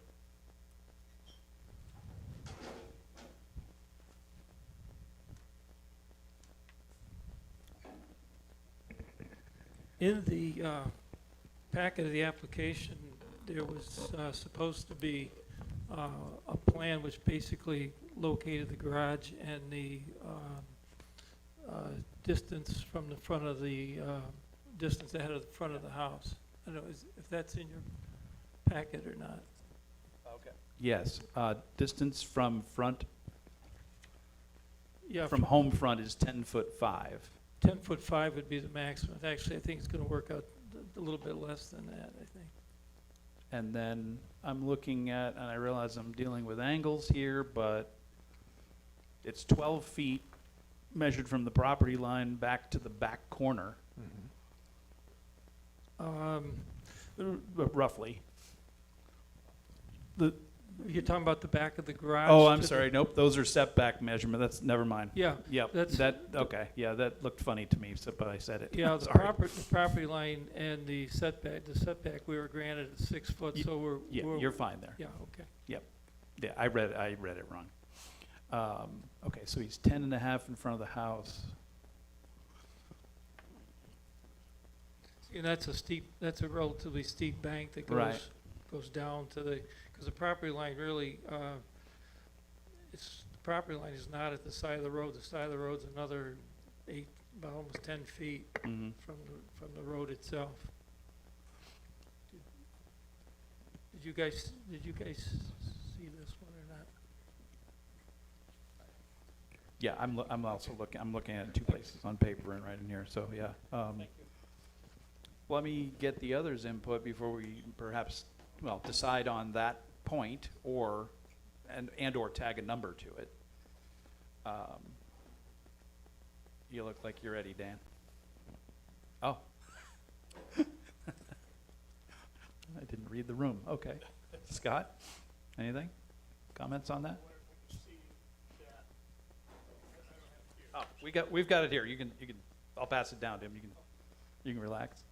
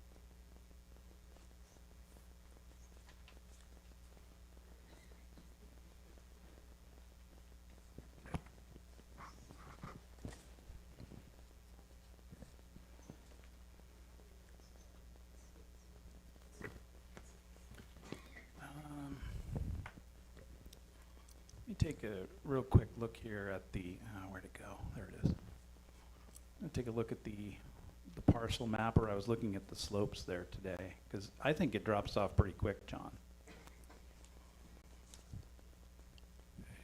It's just the old saying goes, the variance runs with the property.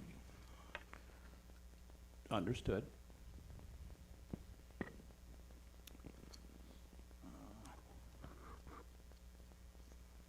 Where did they go?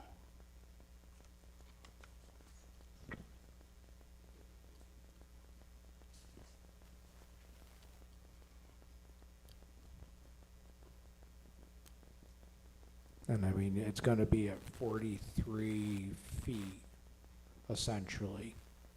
But the way the lot line, the front lot line runs at an angle, I don't know what that one corner would be, because there is no dimension there. Mm-hmm.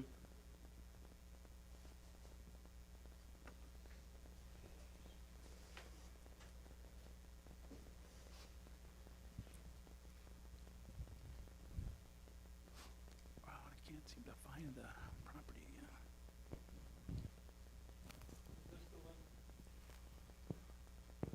Oh, I'm just looking for your property on the map, because I wanted to drop the contours and slope again. Well,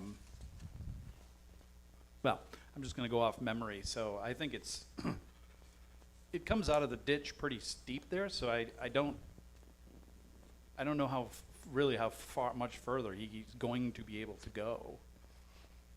I mean, I don't have an issue with putting a number on it, but I don't want to have it too excessive that he won't be able to make it with the proposal, with the garage print, you know. I mean, that we don't have a good number from the property line, unless that was what you were just calculating. Well, I mean, it's hard to calculate without understand. actually, Mm-hmm.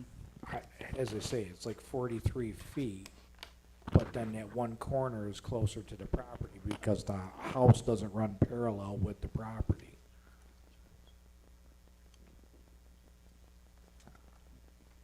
So I'm just seeing that anytime it's in front of a building, or a building's in front of the primary structure, we should consider this. So. That's fine, yeah. Mm-hmm. You know, do we consider 25 feet, 30 feet? And I think that's still gonna give them more than enough. Yeah, I was most concerned when the number 40 was floating around. I wasn't quite sure about that, so. That was just a topic of discussion. Understood. But that's what we're doing. We're trying to hone in. I have no problem with the condition.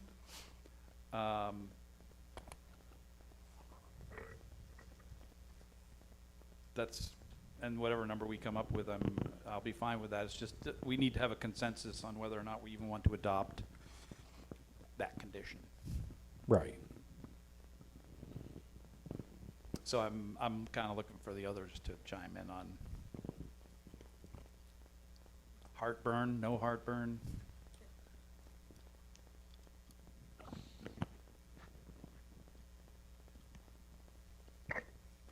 I'm looking at the spot that's level. Yeah. And it's a pretty wide spot. So distance from the road is what you're asking? Well, it'd be, we're talking, so the setback requirement is 50 feet. He's asked for, he's asked for in front of the parcel, or the primary structure, sorry. Right. Yet at the same time, he still has to be in compliance with setbacks. Yes? Well, so it's a little bit unusual because so I was just looking at your code. The setback requirement for, this is agricultural, right? Correct. Yeah, so the setback requirement for agricultural for the, Oh. sorry. Sorry. The setback requirement for agricultural for a primary structure is 50 feet, and then the accessory structure, there's no number, it's just has to be behind primary. So in getting this variance, you're technically also giving them a variance with regard to that 50-foot thing almost automatically, because there's no number in your code, it's just needs to be behind. The only actual number is for the primary structure. So it's a little bit unusual, so in granting this variance, you are technically also giving them a variance with regard to that. Yeah, Which we would have the power, should we choose to limit that, right? correct, yeah, you can absolutely place that as a I mean, condition. we've done it, so I guess Yep. that's good. Yeah, you can place it as a condition. Yeah. So there we go, that helps me even more, even though I was already on board, but go ahead. Yeah, it just seems the land drops off so dramatically down to the road Yeah. that alone is gonna limit the, where that will be. I think putting a number wouldn't be necessary, so. Okay, fair point.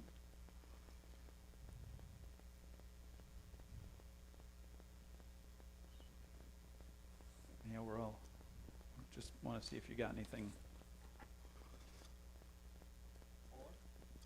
More? Yeah, more.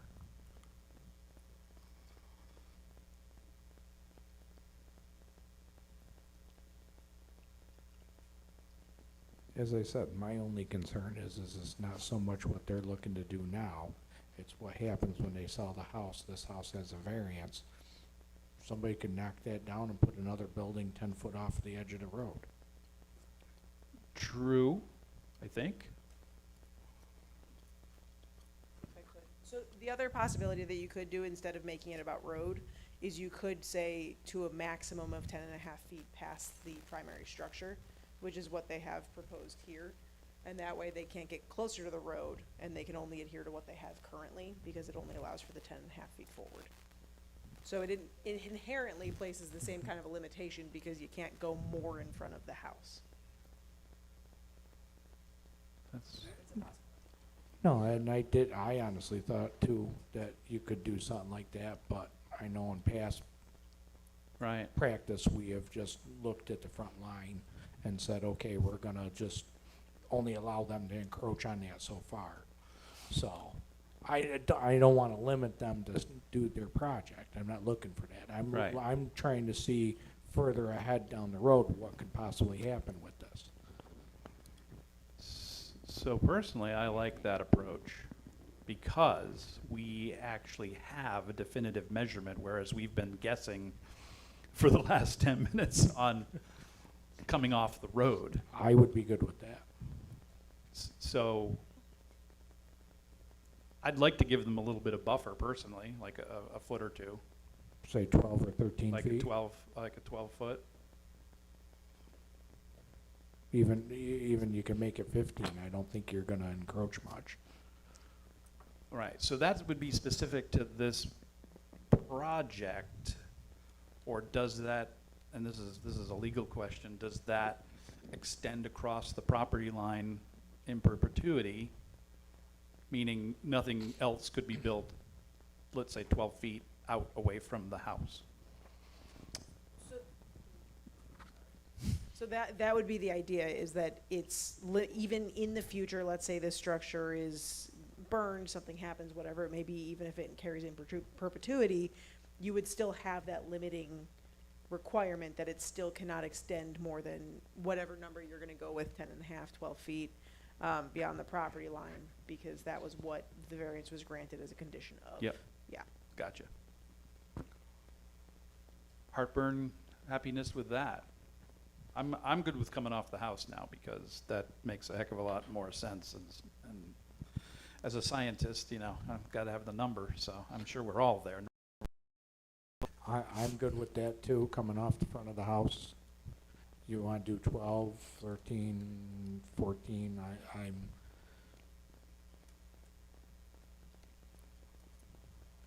I'd say 12. 12 works for me.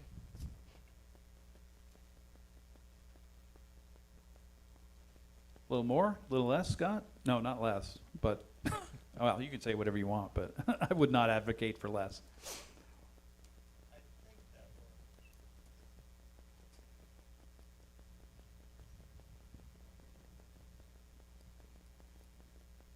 Do you see any big changes from what you've got there? No, it's just, you know, it's, when they built the house, we're the only house on the street that is parallel with the street.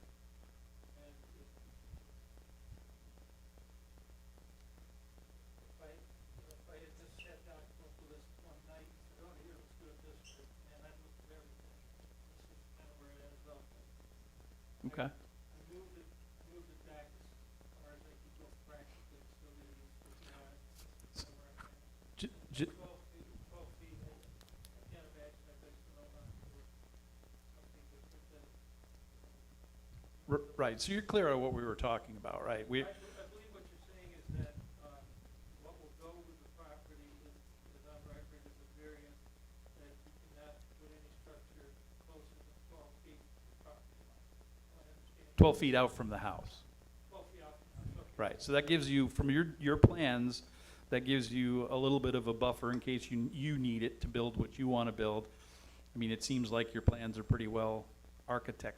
I'm happy with this. We trimmed the width of the garage down, but I'm happy with it. The 12 Okay. feet would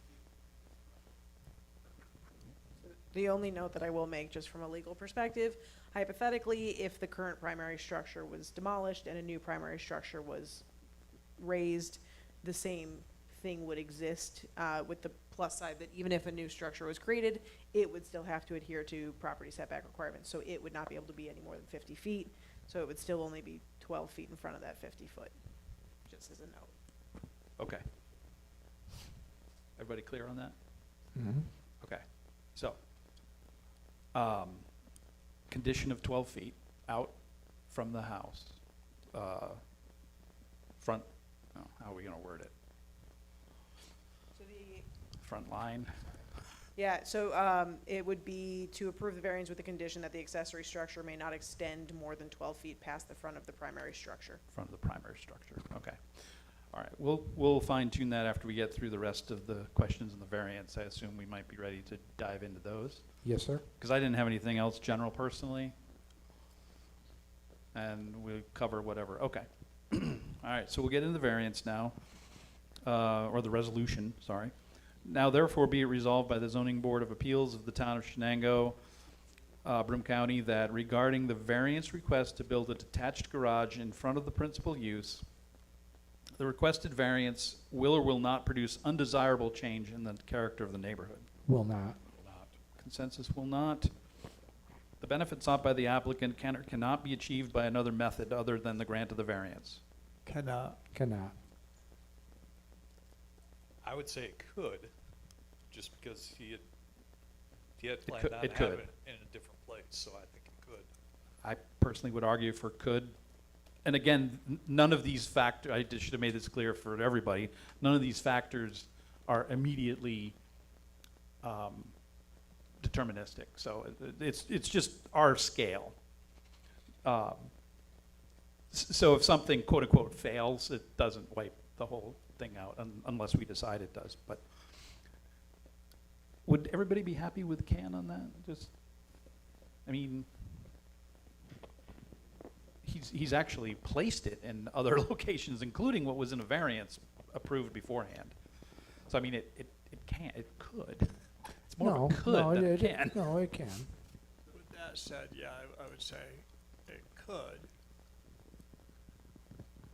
So yeah, it could fall under the Okay. guidelines of can. Well, personally, I don't think it will be detrimental necessarily, unless some, we Agreed. could be. But, okay, so we'll put can. Requested area variance is or is not substantial. Is not. Is not. I'll say, consensus is not. The requested variance would or would not have an adverse effect or impact on the physical or environmental conditions in the neighborhood or district. Will not. Would not. Will not. The hardship giving rise to the variance is or is not self-created. Is. It is 95% of the time. So the conditions required to mitigate would be, did you write that down earlier, or?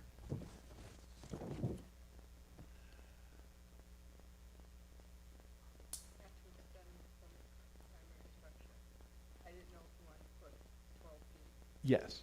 Okay. so accessory structure not to extend past 12 feet. From the primary structure. From, yes, okay. Accessories not to extend 12 feet beyond or in front of the principal structure.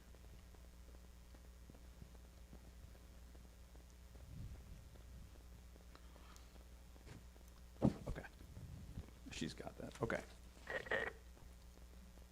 So therefore, the entire record of this proceeding supports the conclusion that the benefit to the applicant conferred by the granting of an area variance does or does not outweigh any potential detriment to the health, safety, and welfare of the neighborhood or community.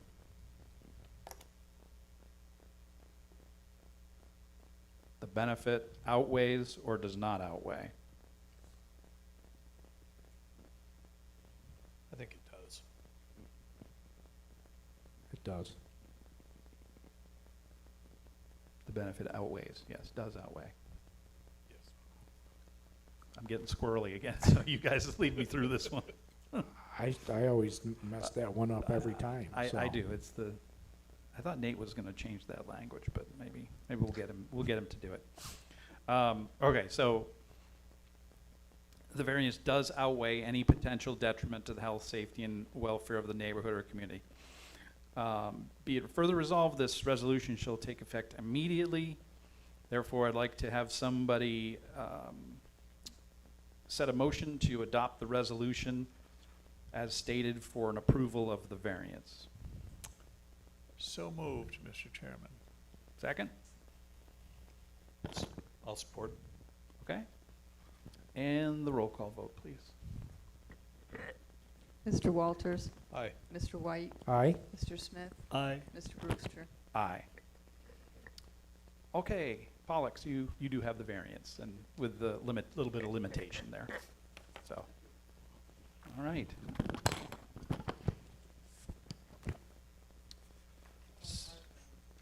What's that?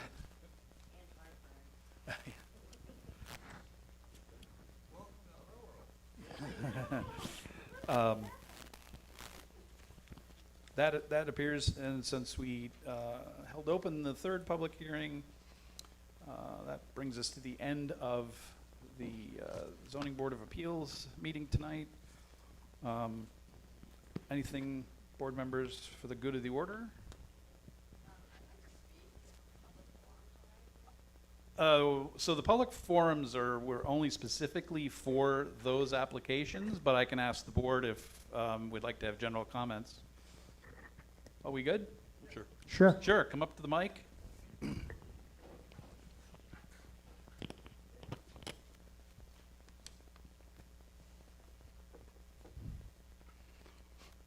We have the same conditions as planning and town board, where It just, no, I mean, you just address and, Right.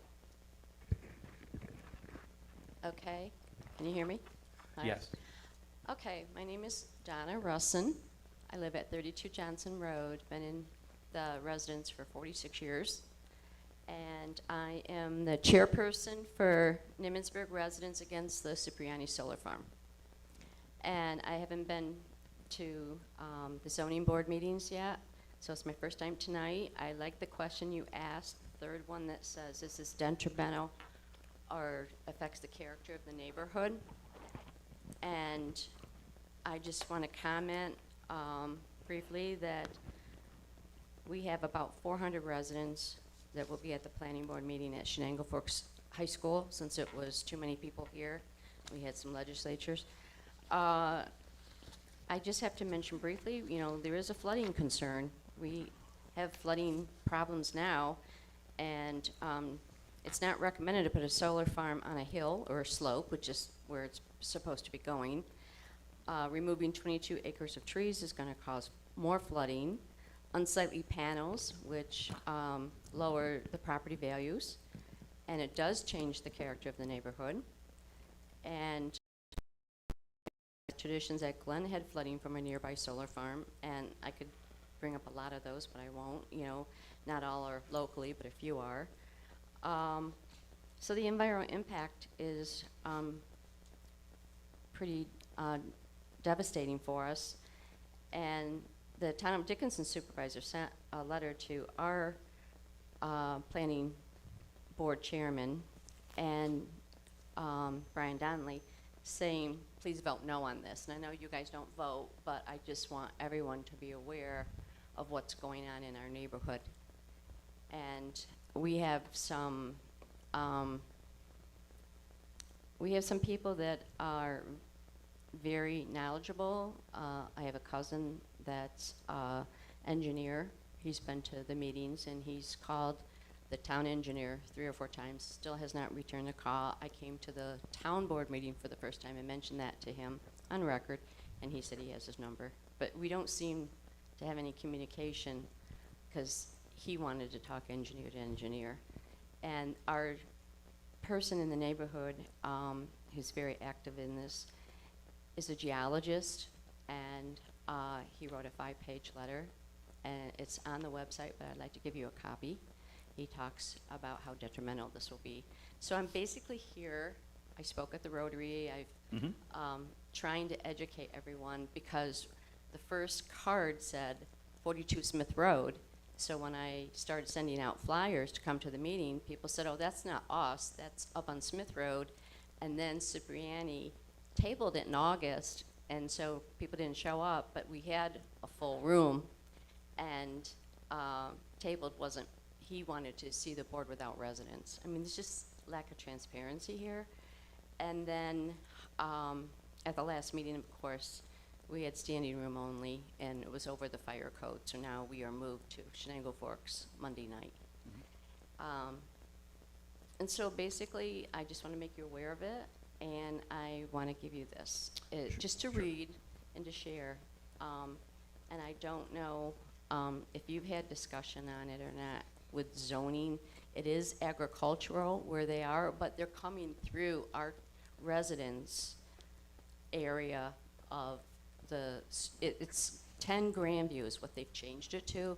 My husband's looked at the maps, and he says 10 Grandview doesn't really exist. But anyway, at the top of Grandview, which is around the corner from me, will be 2 years of trucks going through, cutting down 22 acres of trees.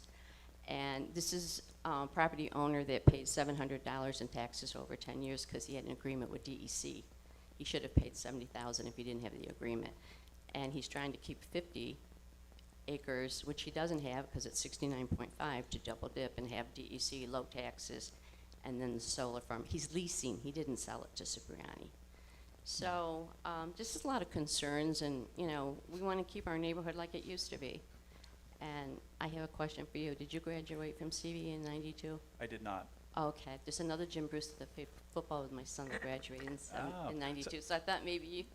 So I did receive your email, and I was doing some research. I had nothing to provide to you, so. Okay. Um, Well, I just want the zoning board to understand how detrimental it would be, mainly the flooding. Everyone's concerned. Everybody in our area, almost 99%, have pumped out water out of their cellars because we don't have adequate drainage as it is. And then the creek at the end of Wallace Road overflows. They want to put 2 retention ponds in, which will just overflow. I'm not going to keep speaking because I know my time's up. But thank you. It's getting there. My husband, who wasn't going to speak, is here. But I'm her husband, David. Yeah, Same. I can reset the clock for you're a whole different person. That's a whole, it'll only take a couple minutes. I was trying to find out, you guys have probably addressed it. Oh, they can all, everybody. Yeah, You but can, you can hear me. Mother can't hear you if that's what Well, she you'll said. hear me now. Now we'll hear you. Yep. Okay, here we go. You guys deal in variances, so it's not really a question. I was trying to find out, and I can't find out, how many variances Cipriani is filed for. Can't seem to find it in the records. I know they're filing for variances up there. This whole project was supposed to be 42 Smith Hill Road rear. They've conveniently changed it to 10 Grandview, which doesn't exist. There is no 10 Grandview. There's no 30 Grandview where Kashu, who's the guy who owns the property. There is no 30 either, so I'm just wondering how this all came about. That property you guys can look this all up, I'm not kidding you. This is like hard to believe. It's like musical chairs with the addresses. Kashu buys the property off Mr. Hyder, who lives on Heights Court. He buys what they're calling 30 Grandview. Now, it's actually 10. It's 10 Smith Hill Road. Well, now, Smith Hill Road to 42. 42 is landlocked. He's got no entrance. If he had 10, he could make a road right down through there and get into all that property, no problem. But musical chairs, the addresses have changed. NYSEG is considered, that's what you're all thinking, 10. NYSEG is right there, the substation. That's what they're calling it. NYSEG is going to give them an entrance way. But there is no 10. They get billed at 10 or 11 Heights Court. There's no 10. If you guys can show me where 10 is, 10 Grandview, I'll be shocked. I don't think you can show me. Those, they may be, that may be, Grandview goes to 9. NYSEG is behind it. Where 30 is, I have no idea. But 30 is actually 10 Smith Hill Road. And it's also was 10 Heights Court at one time too. So throughout the years, and now more conveniently in these last few years it's happened. So there's a lot of chicanery going on here, and we're gonna get to the bottom of it before it's done, I'm telling you. You guys probably aren't aware of this stuff, and there's a lot more going on there besides that. And that's just that part of it, let alone the flooding and everything else that happens there. But believe me, we're gonna get to the bottom of it. And you guys can go, everything I'm saying is true. Got the up page. 28.01-2-6. That's 44 landlocked. 42 Smith Hill Road, landlocked property. I've got it all right here. Looked it up, researched it. This stuff, half of it doesn't exist. But they want to call it now. They're calling it 10 Grandview project. You show me where 10 Grandview is. So personally, I've been following it very closely, and I've been to the meetings and just observed. However, as the board, we have seen no applications for the Cipriani project here. There are no variance applications. They're not looking at any variances because I believe they None have come across our packet.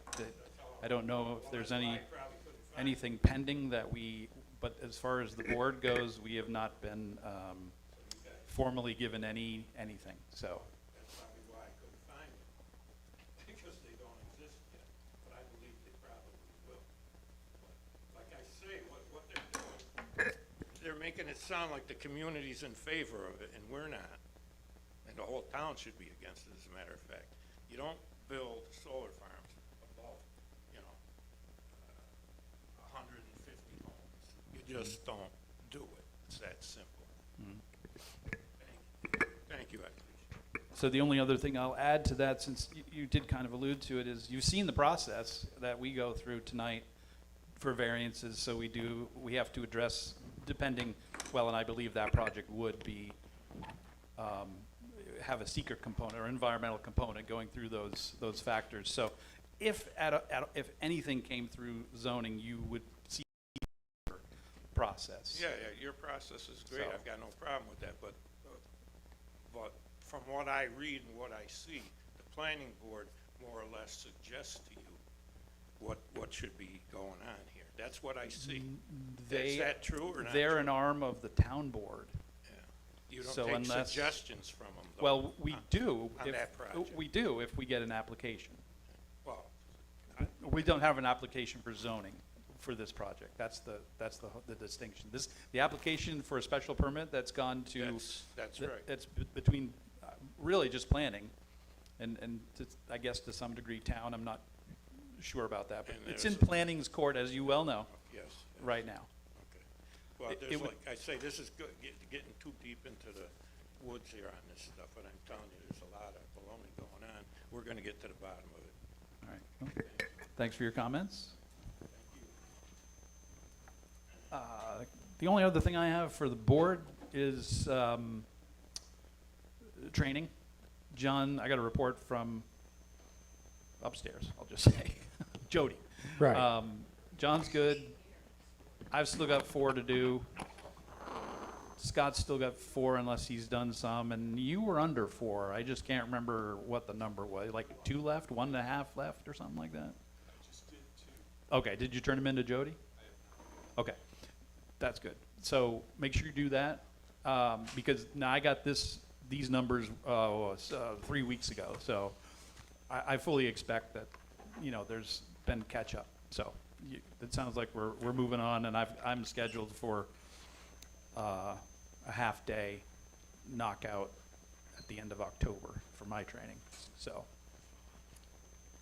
that's it. Thank you very much. Okay, thanks. Yep. So with that, gentlemen, unless anybody has anything else real quick, last call. Here's the Pollock worksheet. Any objections to adjournment? Because I will move for adjournment. So moved, Mr. Chairman. All in favor? Aye. Aye. Abstentions? Noes? Good. Shenango is, ZBA is adjourned.